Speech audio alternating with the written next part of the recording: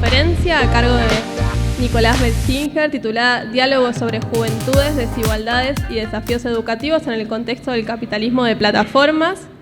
Vamos a hablar de todo eso con Nicolás por un rato. Antes de comenzar, voy a contarles brevemente algunos datos sobre su trayectoria. Nicolás Belchinger es licenciado en Sociología y doctor en Ciencias Sociales por la Universidad Nacional de La Plata. Es investigador del Consejo Nacional de Investigaciones Científicas y Técnicas de CONICET.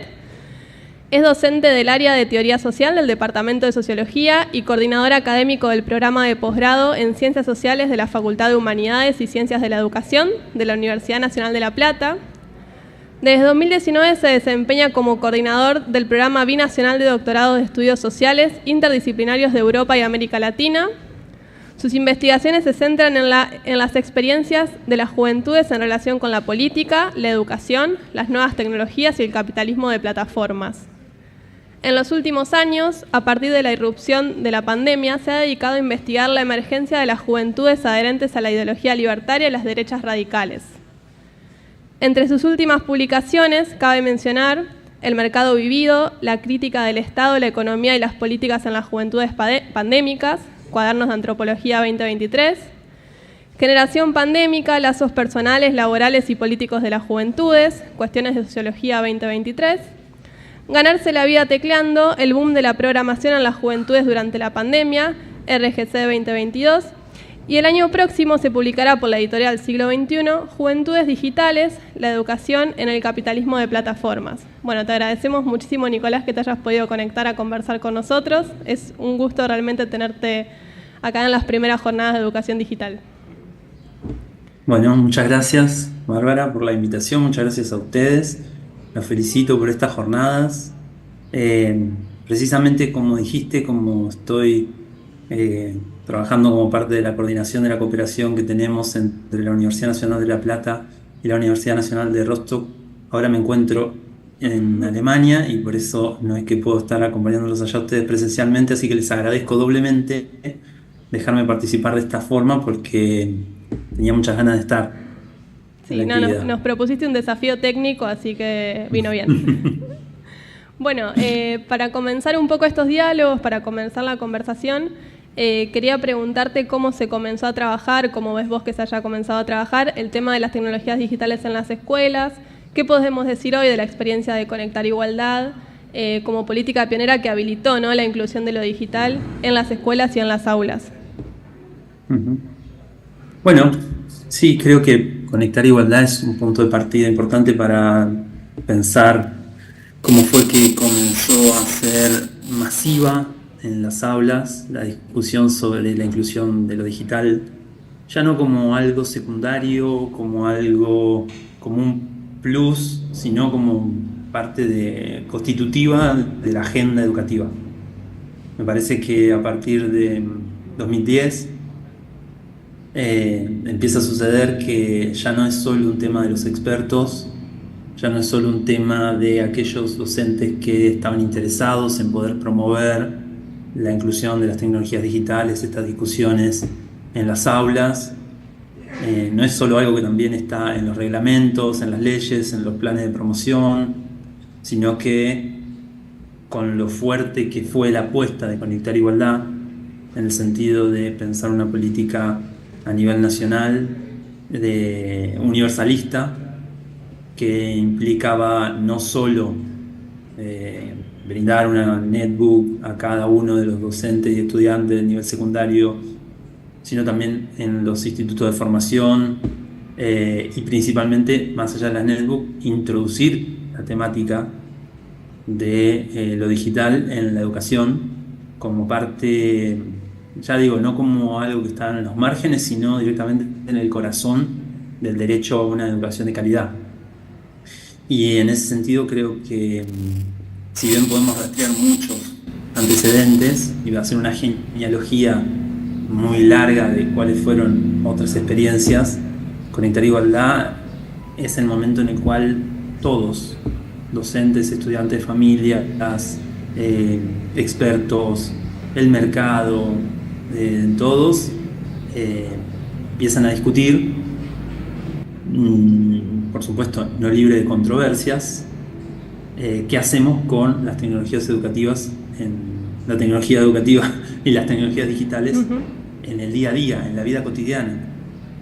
Entonces, a mí siempre me interesó poder ver cómo eso se plasmaba precisamente en el día a día, en la vida cotidiana, en la interacción entre las familias, los estudiantes, los docentes, los directivos, y aparecía este tema.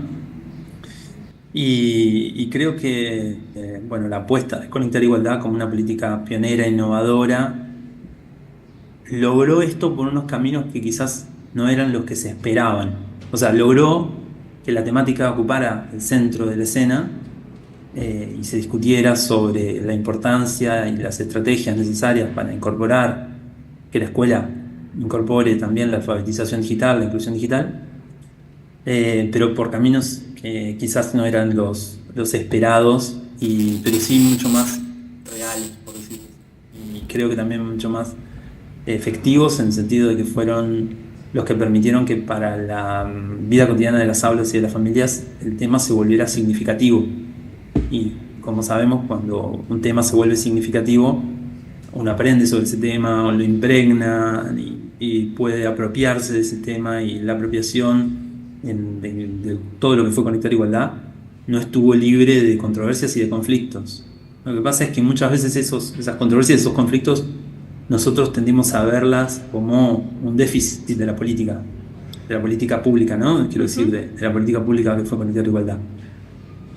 Cuando en realidad esos conflictos fueron la política, fueron lo que permitieron que la política se implementara realmente, ¿no? Entonces, no se puede pensar, creo que eso es una lección que también nos deja la experiencia de Conectar Igualdad, que la inclusión de todos los temas que trae la digitalización para la educación pueden estar libres de esos conflictos, y implementar una política de esta pionera, innovadora, de esta universalista, de esta envergadura,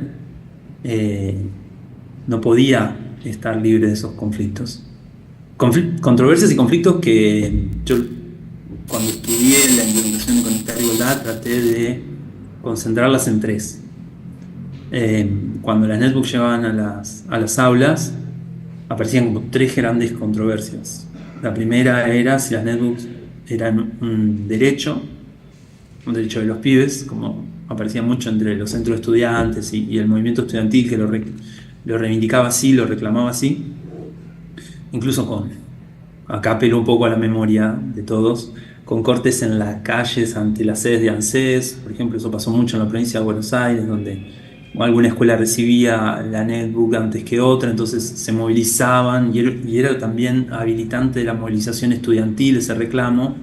Para muchas otras cosas se movilizaban los estudiantes ante la sede de ANSES y pedían la entrega de las netbooks, o ante los directivos, o los mismos directivos muchas veces también lo hacían. A veces los directivos se movían para pedir las capacitaciones docentes que llegan también a sus escuelas. Entonces la controversia era entre si era un derecho o la mirada condenatoria sobre Conectar Igualdad, y en general sobre las políticas socioeducativas del periodo kirchnerista, que eran, bueno, las netbooks son un regalo político que venía acompañado al bajar la edad para la elección del voto luego de los 16 años, y el combo, ¿no? El combo completo de condenar eso. Obviamente que entre estos dos polos la controversia tenía muchísimos matices y personas que estaban entre una posición y la otra, pero se discutía fuertemente sobre esa cuestión. La otra cuestión era qué tipo de elemento educativo eran las netbooks. Si las netbooks eran una herramienta. Esta también era una palabra que circulaba mucho en las aulas, en el día a día, ¿no? Las netbooks como una herramienta para estudiar y seguir aprendiendo y pensar la educación del futuro y hacernos de lo digital. O si eran una fuente de dispersión, ¿no? Los juegos, el counter, en esa época era el counter, todo lo que la conectividad el piso tecnológico que permitía estar conectados a los chicos todo el tiempo, a la intranet, etcétera, etcétera, que rompía el clima áulico, los límites del aula, habilitaba el uso de las redes sociales, etcétera, ¿no? Entonces, esa otra controversia que fue muy importante, que también hizo muy significativo, que pudieron emerger estrategias docentes concretas de día a día y con mucho aprendizaje, mucha experiencia de, bueno, cómo incluir lo digital realmente, significativamente en las clases, ¿no? Y bueno, una tercera controversia que tiene que ver con la cuestión de los saberes, que es cuál es la jerarquía que tenían los saberes, las habilidades digitales en relación a los saberes de letrados, ¿no? Entonces, bueno, cómo la escuela va a jerarquizar, cómo los docentes van a jerarquizar, cómo la comunidad educativa va a jerarquizar la alfabetización digital, como se refería en ese momento, y que hoy creo que las discusiones han avanzado mucho de esos términos. Eh, pero bueno, nuevamente, ¿no? Con conflictos, porque el conflicto es constitutivo de la vida social. La política se volvió significativa, se la apropiaron desde abajo los actores que se la tenían que apropiar, y creo que ese es el primer momento, el periodo 2010-2018, o incluso podríamos decir también un poco más, en el cual se concretiza el tema de que lo digital ya no está en los márgenes de la agenda educativa, sino que ocupa el corazón del derecho a la educación, ¿no? Y bueno, después de ese primer momento, ¿no? Del momento de la irrupción de Conectar Igualdad, de la disputa, del debate, de la discusión sobre el derecho, ¿no? al acceso a la tecnología y el acceso a dispositivos, llega la pandemia. ¿Qué vieron ustedes? ¿Qué ves vos que haya pasado en relación a la inclusión digital? A pesar además de todo lo que ya sabemos, ¿no? De que fue poner en el foco lo tecnológico, de poner en el foco un área quizás hasta de vacancia en el sentido de el desarrollo de ciertas habilidades, del trabajo con ciertas herramientas específicas, en la educación.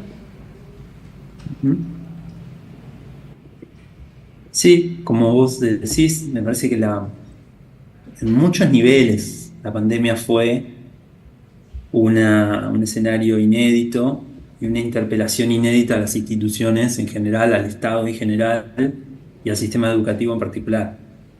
Y, y para seguir en la línea de lo que veníamos conversando específicamente, me parece que en las controversias abiertas, las tensiones latentes con las que se enfrentaba la cuestión de la inclusión de las tecnologías en la educación como parte constitutiva y no como un plus, con la pandemia de alguna forma muchas de esas controversias se cierran, porque aquellos sectores, aquellas voces críticas de la inclusión digital, incluso ni siquiera de cómo se estaba incluyendo en la cuestión de la digitalización, sino directamente de hacerlo, ¿no? Por ejemplo, las posiciones de las netbooks son un regalo político, todo es demagogia. Con la pandemia, donde se pone tan en evidencia, tan negro sobre negro, negro sobre blanco, la cuestión de que si no tenías acceso a una fuente de conexión, a la conectividad, no podías continuar vinculado a la escuela y a las cuestiones educativas. Me parece que aparece un nuevo consenso, nace como un nuevo consenso. Y ese consenso es, efectivamente, si hubiésemos continuado con las políticas de inclusión digital, estaríamos en mejores condiciones para poder enfrentar esta situación que trae tantos niveles de desigualdad, tanta desconexión directamente con la cuestión educativa, a quienes no tienen la posibilidad de acceder a una conectividad y una conectividad de calidad. Obviamente que los niveles de desigualdad que enfrentamos docentes y estudiantes en la pandemia iban más allá de la conectividad. No hay que hacer un eje solamente en la tecnología como una cosa. Bueno, tenías la conectividad, listo, tenías acceso sino que por supuesto que había una desigualdad que tenía que ver con la posibilidad de tener en tu hogar una condición, una familia que te acompañe, referentes, tiempo, alguien que pudiera darle las condiciones a los estudiantes y a los docentes también para jerarquizar ese tiempo y esos momentos ante tantas situaciones y emergencias y cuestiones más urgentes que presentaban aquel momento de la cuarentena, de la pandemia, de todos en nuestras casas enfrentando esa situación, que es algo que no solamente sucedió en Argentina, es algo que sucedió en el mundo. Eh, por supuesto que hay muchísima ya bibliografía que reflexiona sobre esto y que es importante recuperar para poder calibrar bien cómo fue que nació ese nuevo consenso en la pandemia. Pero me parece que viéndolo de la situación de hoy, ese es un activo para aquellos que queremos que se pueda profundizar las reflexiones sobre la necesidad de pensar cómo incorporar lo digital a la educación.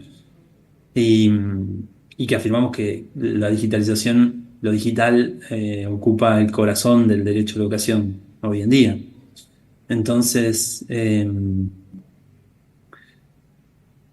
nace este nuevo consenso, que creo que es un activo, que creo que sirve como experiencia histórica para decir, bueno, ¿qué pasó con los sectores populares cuando vino la pandemia? Estaban en peores condiciones que si hubiésemos continuado con políticas activas en este punto, no solo con los sectores populares, pero principalmente con ellos.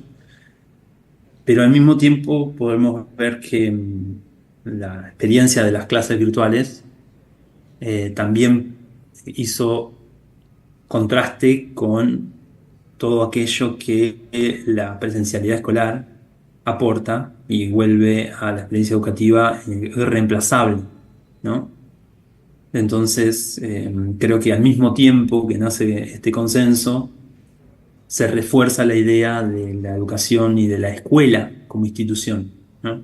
Nosotros sabemos, siempre lo decimos, yo lo tomo de Tenti Fanfani, que me parece que lo dice, lo resume, lo explicó perfecto, que la escuela es la institución de la democracia argentina más sobredemandada, ¿no? A la escuela le pedimos que eduque, que dé de comer, que detecte casos de violencia, que alfabetice digitalmente, emocionalmente, financieramente y todos los temas que se nos ocurren, que surgen en la sociedad, bueno, se los pedimos a la escuela y a los docentes que se hagan cargo, sin una correlación entre los recursos que públicamente destinamos a la institución escolar y las demandas y sobredemandas que pesan sobre ella. Entonces, en ese punto, creo que también hubo una revalorización de la escuela como institución. Durante ese periodo hice bastantes entrevistas usando Zoom, virtuales como podíamos, con estudiantes con los que tenía contacto previamente, antes de empezar la pandemia. Y lo que pude ver es que había también una lectura retrospectiva de la experiencia educativa, de su experiencia educativa que habilitaba la pandemia, que también fue un tiempo de mucha introspección y muchos estudiantes de jóvenes ganaron habilidades introspectivas, de reflexión, de poder hacerse fuertes para pasar ese momento de angustia, etc. Y ahí también aparecían lecturas retrospectivas de la experiencia educativa y una valorización de la presencialidad. Pero también una condena a las clases virtuales en este punto, ¿no? Una crítica fuerte, una distancia, como las clases virtuales no son clases. La pandemia nos dejaron solos, ¿no? Mucho la idea está de, bueno, nos revolearon un PDF y las posiciones, bueno, de los jóvenes muy críticas y muy, muy desembosadas con la situación que se llevó adelante en la emergencia durante la pandemia. Pero también al mismo tiempo ahí yo leía una revalorización de lo digital. Y en este punto quizás en otra forma de apropiación, que la apropiación siempre se desmarca de los caminos oficiales, ¿no? Siempre en la apropiación surge algo que no prevíamos y que la palabra oficial, las políticas oficiales no prevén. Y ahí aparecía una revalorización del autodidactismo. La idea de, bueno, mucho de lo que había aprendido, por ejemplo, con las netbooks, jugando, etcétera, me sirvió para poder seguir vinculado, resolver las tareas, buscarle la vuelta y por mí mismo, de alguna manera, sobrevivir el tiempo de la pandemia. Entonces, el autodidactismo en lo digital, estoy recordando ahora casos, por ejemplo, gente que vía YouTube aprende a tejer y vende esas cosas, también en una situación de mucha emergencia económica, la necesidad de ayudar a la familia con un ingreso. Por eso digo que se rejerarquizaron las prioridades en la pandemia, ¿no? Y sin embargo, había un rescate de los saberes en torno a lo digital, que también creo que es algo para rescatar y para poder ver en este escenario donde las plataformas se masivizan y el uso de las plataformas aparece ya también nuevamente, no como algo que vamos a ver en una clase, que vamos a ver en un momento, que vamos a usar con una netbook, sino que es ubicuo, ¿no? El proceso de digitalización de la vida cotidiana durante la pandemia es total. Y ahí también emergen muchos procesos de naturalización de la presencia de las plataformas, ¿no? Se nos plataformiza la vida y esa es una herencia que luego de la pandemia queda, con sus claroscuros, por supuesto, ¿no? Con sus cuestiones que podríamos considerar, por un lado, que nos permitirían tomar como activos para reflexionar y problematizar de la presencia de lo digital en la educación, y con otras cuestiones que son desafíos muy, muy fuertes, eh, como por ejemplo esto, la naturalización del autodidactismo o la idea de que lo que sucede en relación con los procesos autoactivados de aprendizaje pueden reemplazar lo que se aprende en el proceso de aprendizaje y enseñanza-aprendizaje entre docentes, estudiantes, compañeros en el espacio de las escuelas, ¿no? Sí, vos hablabas recién del valor de la escuela y de cómo de alguna manera se resignificó o se fueron poniendo en valor algunas cuestiones de las que se ocupa la escuela, que quienes somos educadores lo sabemos, pero que a veces no el común de la sociedad, ¿no? El tema del cuidado, el tema del acompañamiento, el tema de generar comunidad en un momento de crisis también. Y bueno, y hablabas también al principio de la jerarquización de ciertos saberes digitales, habilidades y demás. Digo, en un contexto de pospandemia, ¿qué queda de eso? Sumado además a un cambio de gobierno nacional, y cómo podemos pensar ahora, ¿no?, en este escenario que es completamente distinto. Ujú. Bueno, creo que por un lado se reabren ciertas controversias luego de que volvemos a la presencialidad de las aulas, ¿no? Hay muchas inercias de la pandemia, hay muchas del regreso a las aulas, del regreso a la escuela, hay muchas demandas a la escuela que tienen que ver con reparar ese tiempo de la pandemia, ese tiempo extraordinario. Por ejemplo, entre los jóvenes era claro que la pandemia había interrumpido la posibilidad de tener una juventud como la de sus hermanos mayores, como la de sus primos, como la que imaginaban, vinculado a todo lo que es la sociabilidad y el ocio, salir, tener el viaje de egresados, eh,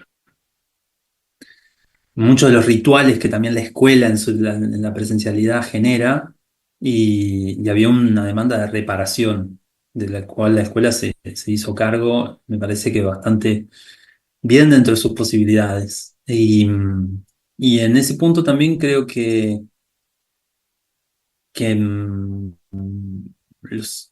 todos volvimos, los docentes, los estudiantes, todos los actores, las familias, todos volvimos a la escuela con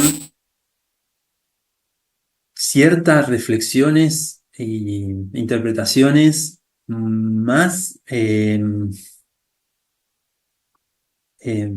no quiero decir críticas, pero sí de un poquito de toma de distancia, de que todo esté virtualizado y de que todo sea conectividad full, ¿no? Y un poco saturados de esa conectividad full durante la pandemia.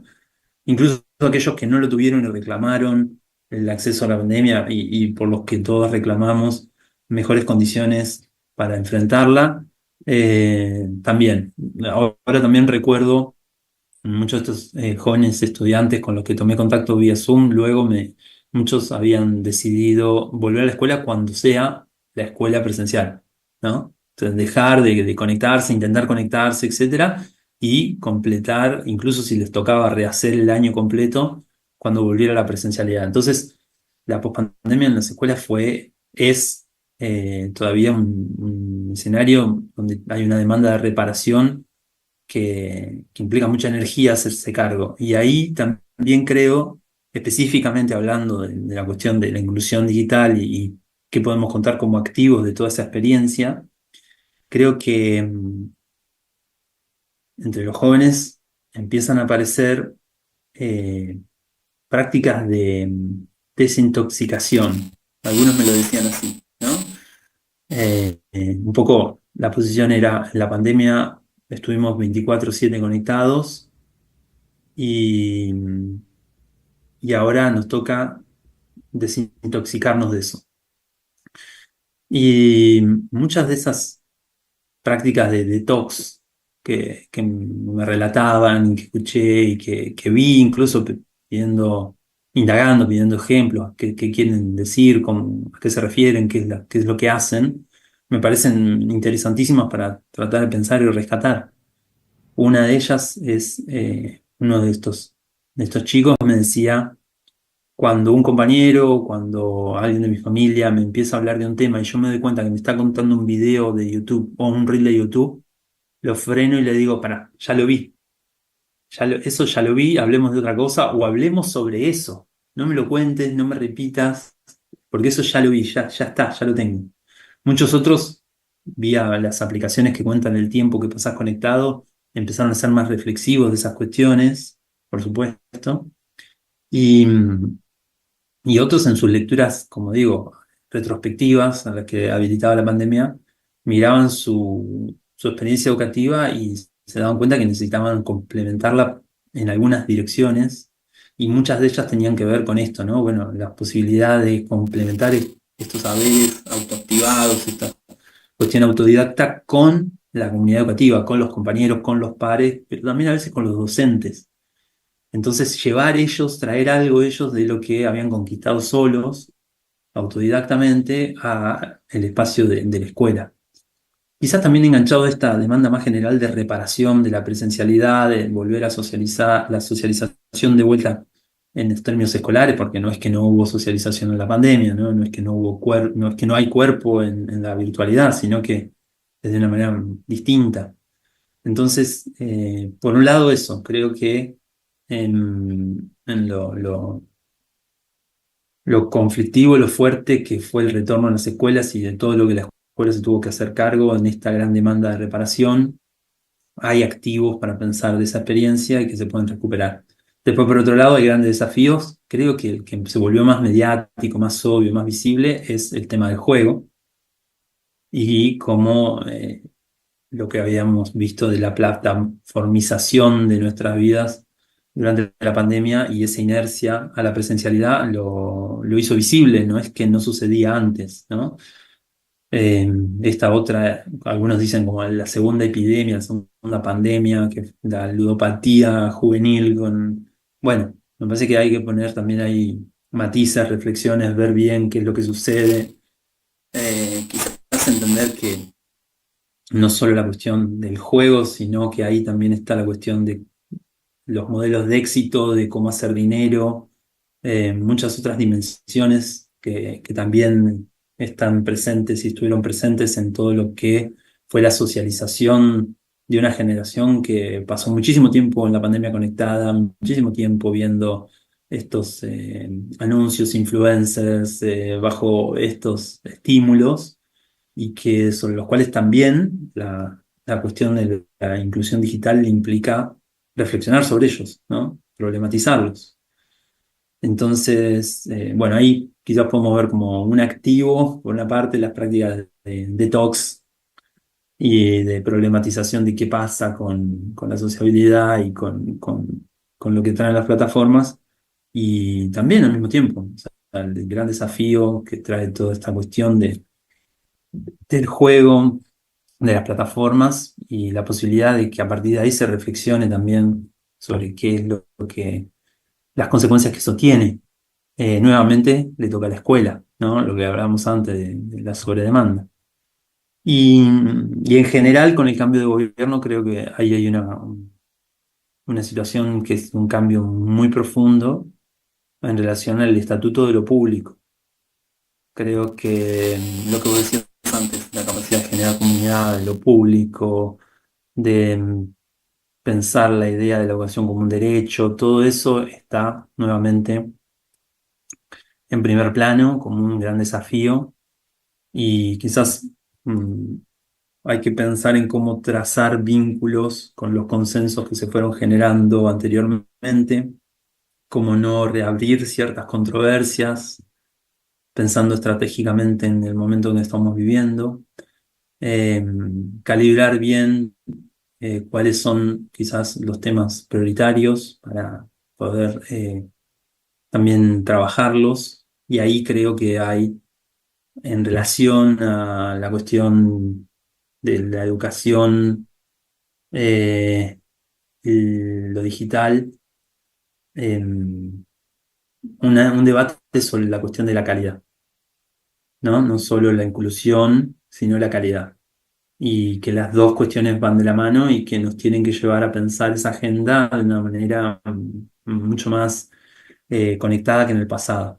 Calidad, inclusión, como parte nuevamente del corazón del derecho educativo, lo digital en el centro de esa reflexión, porque va a ser, creo que muy fuerte los cuestionamientos que vamos a seguir viviendo, los que ya vivimos y los que vamos a seguir viviendo en este año a lo público en general y bueno, la educación pública en particular, como estamos viendo con el conflicto de las universidades. Sí, pensaba escuchándote, bueno, estuvimos hablando durante esta jornada sobre esto de buscar interpelar, ¿no?, a nuestros estudiantes, buscar como la manera de construir y de, bueno, esto de recuperar algunos consensos, decías recién, y bueno, hablabas mucho sobre reparar. La escuela ahí tiene como un rol clave y la tarea docente también, pero pienso en una reparación desde lo colectivo, ¿no? En juventudes por ahí tan fragmentadas, tan individualizadas, que la escuela realmente sea ese lugar de lo público y ese lugar de una vuelta al diálogo, de un regreso a los encuentros y desencuentros, ¿no?, que puede haber justamente en un espacio público. Creo que siento, ¿no?, escuchándote que es por ahí. Y bueno, y vuelvo, ¿no?, a interpelar desde qué sentidos, ¿no?, revisando esos sentidos, revisando el para qué, sin volver a cuestionar, ¿no?, el para qué de la escuela, porque si no siempre estamos también como volviendo a buscarle objetivos o a imaginar objetivos que ya sabemos que los tiene y que son de por sí estar y compartir en un espacio con un otro, que es eso por ahí lo que a veces me parece que falta. Bueno, por mi parte agradecerte, yo no tengo más preguntas, sí quiero abrir al diálogo, sí quiero que haya preguntas del público, vos no los ves pero están, son muchos, así que bueno, yo invito a que podamos hacer alguna pregunta, alguna reflexión, algún comentario, compartir alguna práctica que querramos compartir también. Confirmame si escuchás, si no repito yo. Hola, buenas tardes. Primero, muchas gracias por permitirnos intercambiar con vos a distancia. Quiero hacerte una consulta recuperando y valorando el recorrido realizado hasta ahora. ¿Cuáles crees que son los desafíos para la formación docente inicial y qué podemos hacer nosotros como DTE para acompañar a esos docentes de los institutos superiores en la asunción de esos desafíos? Bueno, muchísimas gracias por la pregunta. No sé si juntamos preguntas o respondo una a una. No, responde una. Listo, perfecto. Bueno, muchas gracias por la pregunta. Primero que quiero decir es que del nivel inicial no sé mucho. Sería un atrevimiento para mí responder sin decir esto. He tratado de poder concentrarme, estudiar y acompañar más el proceso en el nivel secundario. Así que digo algunas cuestiones hechas esta salvedad. Me parece que la naturalización de las plataformas en nuestras vidas es un proceso que es inevitable en el sentido de que también hay naturalización cuando llegamos a un semáforo y está en rojo, ¿no? Nos ponemos todo el tiempo a pensar, ¿qué quiere decir el rojo? ¿Tengo que frenar, no tengo que frenar? ¿No? ¿Por qué un color me indica si me tengo que avanzar o frenar, etcétera, etcétera? Mi libertad de no frenar. Bueno, a rojo y frenamos, ¿no? Y en modo colectivo hacemos una cola. Hay ciertos niveles de naturalización que nos dejan llevar adelante nuestra vida cotidiana. Pero por otro lado, y es lo que nos toca a nosotros, esa naturalización no tiene por qué ir oponerse a una problematización, a entender cómo funciona, qué hace el semáforo rojo. Permite que el tránsito sea más fluido para mí, entonces frenar estos minutos y postergar mi libertad, seguir y acelerar y pasar por arriba de todo, me pone dentro de una comunidad que hace que yo mismo pueda llegar seguro y mejor, etcétera, etcétera, etcétera. Bueno, creo que hay algo de la problematización de cómo funcionan las plataformas que podríamos lograr transmitir, que permitiría que todo en un nivel colectivo tuviese también un beneficio colectivo. En este sentido quiero decir, ¿qué pasa cuando delegamos nuestra capacidad de buscar información googleando, por ejemplo, ¿no? Inés Dussel dice que en ese momento hacemos una delegación epistémica, ¿no? Cómo conocemos el mundo, bueno, el oráculo de Delfos, que Google nos lo va a decir, ¿no? Y naturalizamos ahí que todo se puede resolver, buscar y encontrar googleando. Y eso creo que pasa cada vez en más tempranas edades. Problematizar eso, que no todo está online, que no todos los saberes, información y saber y conocimiento no son lo mismo, y no todo se puede resolver googleando. ¿Y qué sucede? ¿Qué es lo que está operando cuando uno le pregunta, por ejemplo, a Google dónde queda Google Maps, dónde queda no sé qué cosa, o lo que sea que le preguntemos? Si después lo naturalizamos y lo usamos y nos resuelve en nuestra vida cotidiana, no tiene que eso ir en contra de poder entender qué es lo que estamos haciendo, una delegación de nuestra posibilidad de jerarquizar esa información, de filtrar esa información, de producir esos datos, de etcétera, etcétera, etcétera. Creo que un desafío sería ese, no ponerse en maestro ciruela y por mostrar cómo funciona la datificación, el capitalismo de plataforma, la plataformización, uno tiene que ir en contra de esos procesos de naturalización que obviamente vienen porque las plataformas resuelven problemas y los resuelven más rápido y nos brindan información más rápida. Bueno, explicar y problematizar qué tipo de información es, a qué estamos contribuyendo cuando hacemos eso, cómo privatizamos los datos, cómo hacemos una delegación epistémica, etcétera, desde tempranas edades, creo que puede ser un gran aporte, ¿no? Es un gran desafío y un gran aporte. Bueno, muchas gracias. ¿Alguna otra pregunta para sumar? Hola, bueno, me sumo al agradecimiento por conectarte y te quería preguntar dos cosas. Una, ¿qué recomendaciones o opiniones tenés respecto de la restricción de dispositivos que se están dando en algunos países de Europa? Y esto de la vuelta al libro y demás, ¿cómo lo ves vos? Y la segunda cosa es, ¿dónde crees que está la falla para que nos cueste sostener tanto a nivel nacional el sostenimiento del Plan Conectar Igualdad, no entendido únicamente como la entrega del equipamiento, sino la formación de profesionales, el sostenimiento y el arreglo de los recursos cuando se rompen, bueno, todo eso. Gracias. Bueno,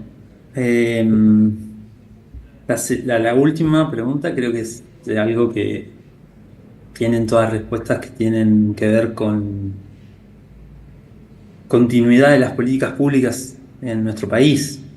Eh, eh, Creo que Conectar Igualdad es hasta una excepción dentro de esa posibilidad de continuar más allá de gestiones.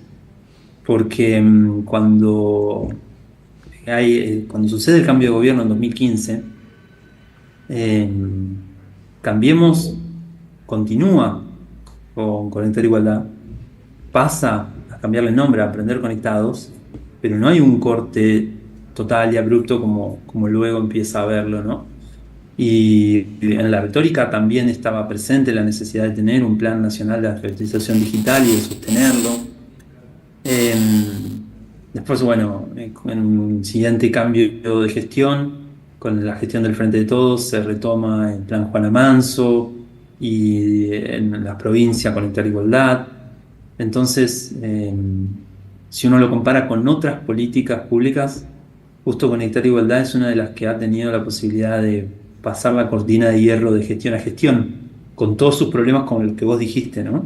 Que son muchos y variados.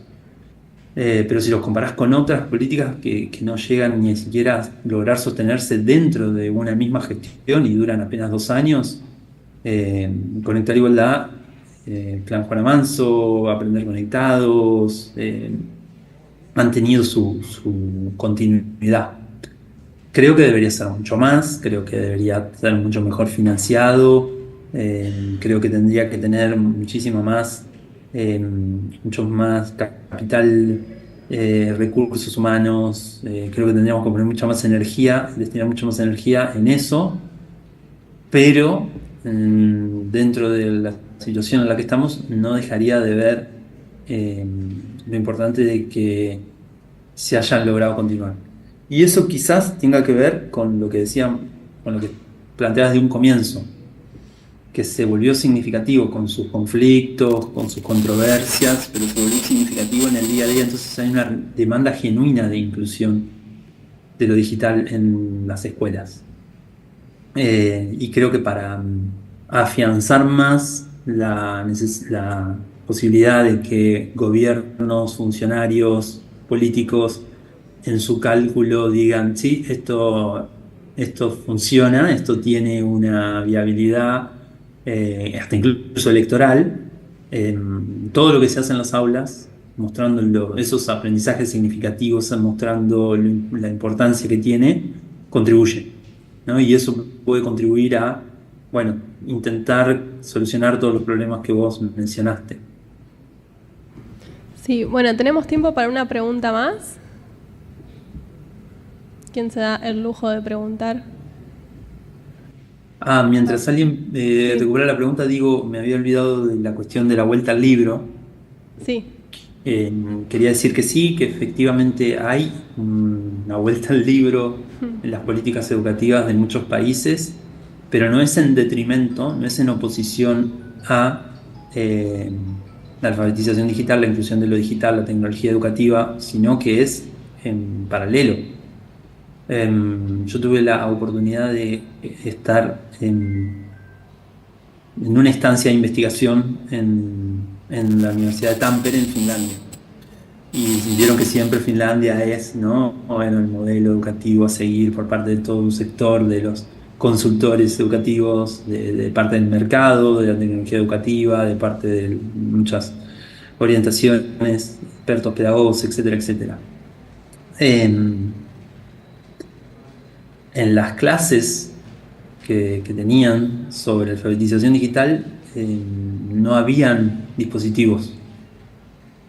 En las que me pude acercar, observar y tomar parte, comenzaban, por ejemplo, con preguntas de los docentes a los estudiantes como ¿qué fue lo último que postearon hoy en las redes?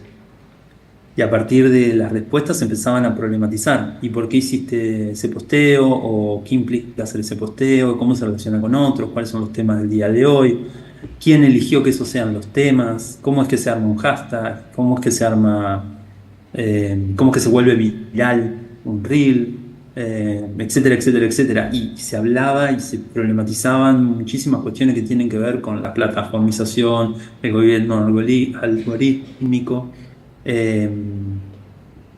y podríamos decir que ahí la vuelta al libro y la problematización de lo digital, la alfabetización digital iban de la mano, ¿no? Bueno, sería para hablar largo de esto, pero mi respuesta breve a un tema que agradezco la pregunta porque es muy importante. Bueno, muchas gracias. Sí, escuchamos la pregunta, quedó por allá. Sí, buenas tardes. Si tuvieses el poder de manejar el futuro, de soñar, ¿qué esperás de Conectar Igualdad para a partir de mañana? Bueno, nunca... Creo que todos tenemos ese poder de soñar. Creo que nunca nadie va a tener el poder de manejar el futuro, por suerte, pero de soñar, me parece que los desafíos que se presentan para la educación pública son enormes. Los niveles de asimetría que hay entre las empresas de plataformas, porque las plataformas son empresas, ¿no? Eso es lo central de la problematización que nosotros tenemos que hacer. Y los fines que persiguen, por lo tanto, como toda empresa, es aumentar su rentabilidad. Y nosotros estamos viviendo en un capitalismo que tiene como un nuevo modelo de negocio a las plataformas, ¿no? Por eso muchos hablamos del capitalismo de plataformas. Otros hablan del feudalismo, el tecnofeudalismo, porque dicen que las plataformas directamente ya ni siquiera buscan la rentabilidad por la productividad, sino es que te arriendan el espacio digital, ¿no? Como en el modelo feudal. Pero, digo, las plataformas son empresas y esas empresas buscan maximizar la ganancia. La escuela es una institución pública, busca garantizar derechos, no maximizar ganancias. Entonces, incluir a través de la gran apuesta de Conectar Igualdad, de incluir la digitalización, de poner a disposición todas estas herramientas,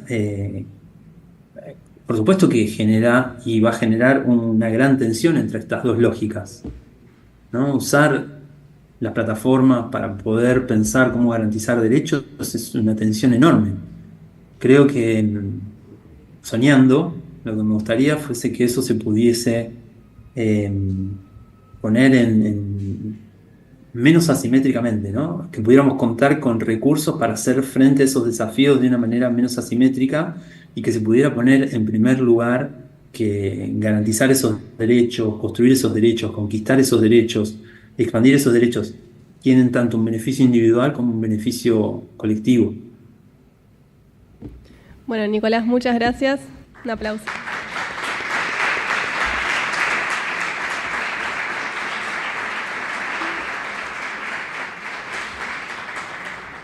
La pregunta del cierre no estuvo ensayada, pareció pero no.